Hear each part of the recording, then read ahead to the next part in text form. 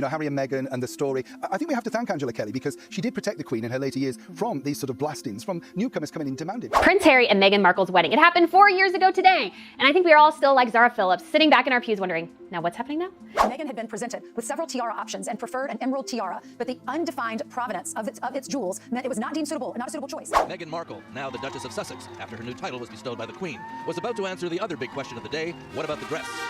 Tensions arose again when Meghan was told by Kelly that she was not allowed to use the tiara for a trying-on session with her hairdresser ahead of the wedding day, allegedly causing Harry to erupt at Kelly. And the moment the monarch passed, as has always happened with backstairs Billy and the Queen Mother and people like that, you're gone. Remember, this is a woman who's, of advanced years at this point. I think she needed somebody like that, but clearly, Angela, due to the swiftness of you... Angela was in tears and went to the Queen saying that she couldn't take it anymore. Eventually, the Queen said, he can't have it. I'll deal with him. We're having enough trouble with this wedding. What was hard to get over was being blamed for something that not only I didn't do, but that happened to me. Prince Harry's stalker story to cancel out Meghan Markle's, stalker story, because it certainly didn't work. Plenty of narcissists after that Oprah interview. Working mom, she goes, it can be incredibly overwhelming. Oh my gosh, I just need a break. Wow. And then we find out she's had a full-time nanny for 5 years. What is there than Harry and Meghan bashing? And then they make it almost too easy. We're now at the halfway mark through there. I mean, why don't they just bugger off to Montecito and stop with these business ventures that fail every time? As soon as she appeared in what was a $1,250 dress and $1,200 Christian Dior shoes, it went up on this platform so people could buy the same outfit as Meghan. She also later described the headline as racist, citing its link to a 1939 Judy Garland song associated with blackface. A royal biographer, decades of access, sources inside the palace walls, and one story about a tiara that, according to Robert Hardman, didn't happen the way you think it did. If you want more deep dives like this, make sure to subscribe to Royal Archives. The tiara. It sounds almost trivial when you say it out loud. A piece of jewelry, a wedding accessory, something borrowed from a grandmother's collection.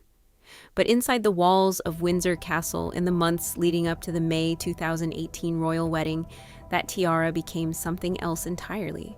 It became a flashpoint, a moment that, depending on who you believe, revealed everything about the tensions simmering beneath the surface of the House of Windsor, and Robert Hardman, author, broadcaster, and one of the most connected royal insiders alive, says the version you've been told is missing something. That's where things stop making sense. Harry's account in his memoir, Spare, is specific, detailed. He describes Meghan selecting a tiara from a private viewing with the Queen, a hairdresser, flying in internationally, available only briefly, needed access to the piece for a hair rehearsal. What followed, according to Harry, was a wall of obstruction. The Queen's dresser, Angela Kelly, allegedly made herself unreachable. The tiara was being withheld. Harry says he made a phone call to Windsor Castle to demand it be released. The tone of that call, by his own admission, was not diplomatic. But here's what's raising eyebrows. Hardman spoke directly to people inside the palace, people who were there, and their account of what happened and why reads very differently from the one in Spare. First, the moment the tiara was chosen. According to royal tradition, before a wedding, the Queen would personally bring out a selection of pieces for the bride-to-be. A private moment. Always just the two of them. A quiet, intimate ritual that had defined royal weddings for generations.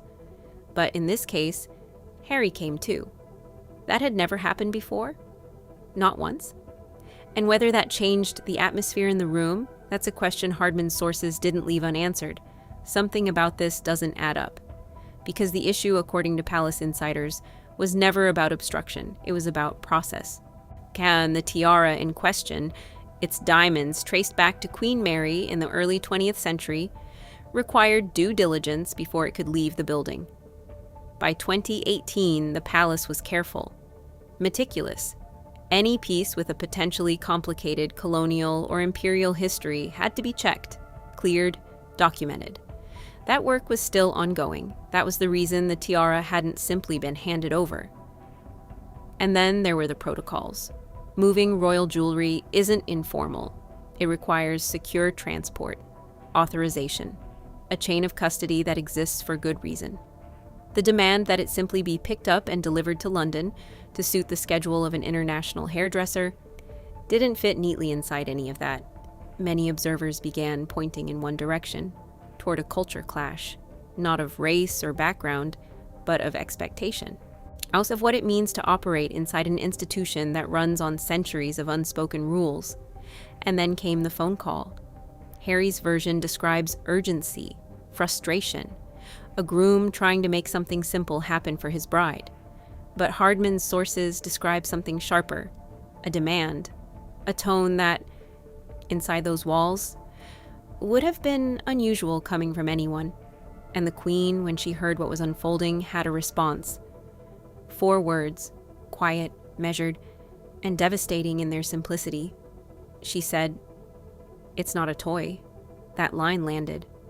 And it wasn't directed at Meghan. It was directed at the situation, at the idea that a piece of the royal collection, a historic artifact, could be summoned like a prop on a deadline. The Queen had seen brides come and go. She had presided over royal weddings for decades. And not once had a tiara selection become a standoff. Across social media, one question kept coming up after Hardman's account surfaced. Was this really about a hair rehearsal? Or was it about something else? Was it about access? About authority? About who in that household had the power to say yes or no? Because just months earlier, things looked completely different. The engagement had been celebrated. The coverage was warm. The palace had gone out of its way to welcome Meghan publicly. So what shifted? And when? There's been growing chatter that the tiara moment wasn't isolated, that it sat inside a pattern, a series of small frictions, procedural, personal, institutional, that were already accumulating before the wedding day even arrived. And here's what makes Hardman's account so hard to dismiss. He's not a tabloid source. Now, he's not anonymous. He spent years inside the orbit of the royal family, granted access that very few journalists ever receive. When he says his sources tell a different story from Harry's memoir, that's not a casual contradiction.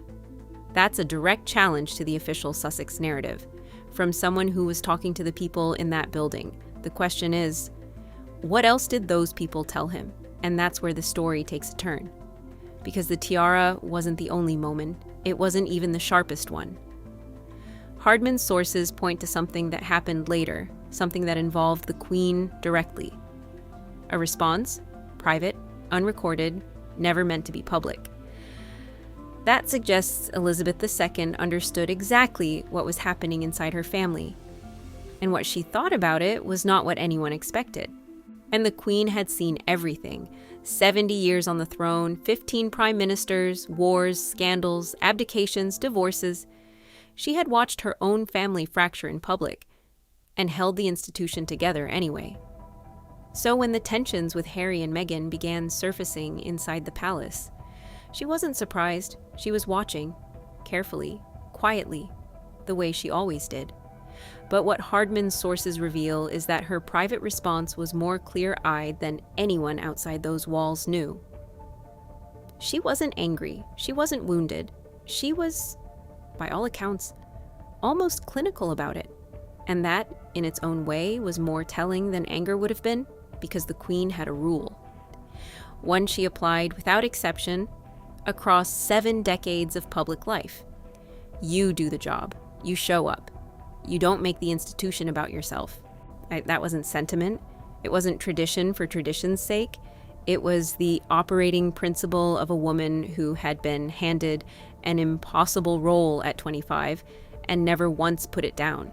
And here's what's raising eyebrows among royal watchers who've followed Hardman's reporting closely. The tiara moment, as small as it sounds, violated that principle in a way the palace hadn't seen before. It wasn't the demand itself. Requests get made, protocols get tested. That's not unusual. What was unusual was the escalation, the phone call, the tone, the framing of a procedural delay as a personal attack inside an institution that runs on restraint. That registered. Hardman spoke to someone who was approximately 2 feet away from the Queen during a key moment that week. And what that person remembered, what stuck with them, wasn't the conflict. It was the Queen's stillness, the way she absorbed information without reacting to it visibly, the way she filed it away. Some online discussions have suggested that Elizabeth had already formed a private view of the Sussex situation well before the Sandringham summit of January 2020. That the public narrative of a family trying desperately to find a solution was behind closed doors. Something more resigned, more concluded. Hardman doesn't say that outright, but the picture his sources paint points in that direction. And then there's the broader pattern Hardman documents across his research. Because the Tiara story doesn't exist in isolation. It sits alongside a series of other moments, each one individually explainable, collectively harder to dismiss. Off the unexpected presence of Harry at what should have been a private ritual, the escalating demands on palace staff, the friction with Angela Kelly, who had served the Queen for decades and was, by every account, fiercely protective of her. Not obstructive, protective. That distinction matters. Kelly wasn't a gatekeeper who enjoyed saying no. She was a woman who had spent years anticipating what the Queen needed before the Queen asked for it. When Hardman's sources describe her response to the Tiara demand, they don't describe obstruction. They describe someone following a process that existed long before Meghan arrived and would exist long after.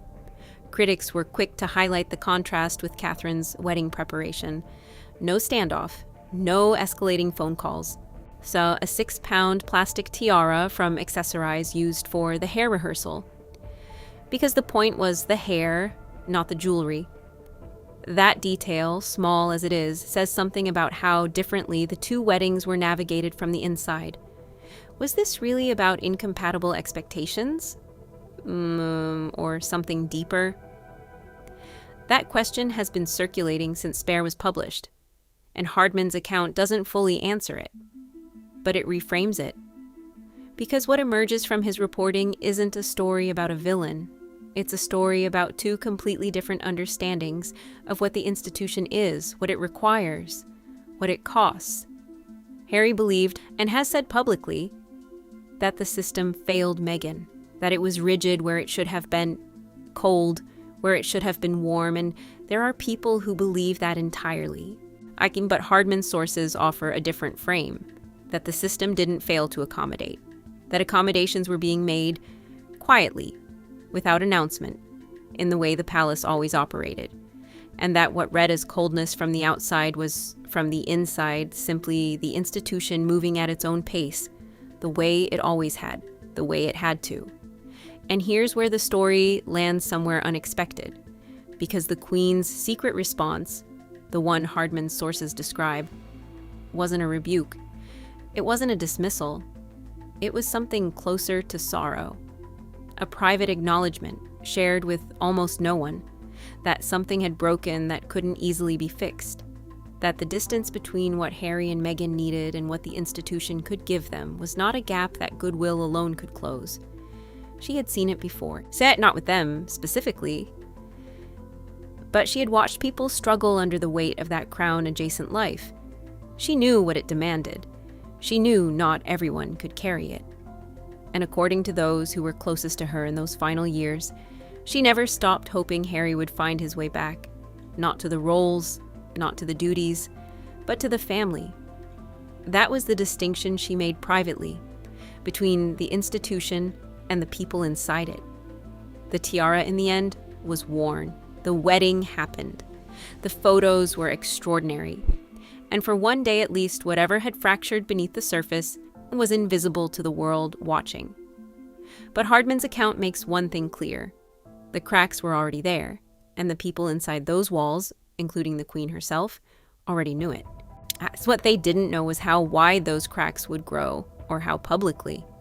And that story, the full story of what Elizabeth II privately witnessed in the final chapter of her reign, is one that royal biographers will be unpacking for decades.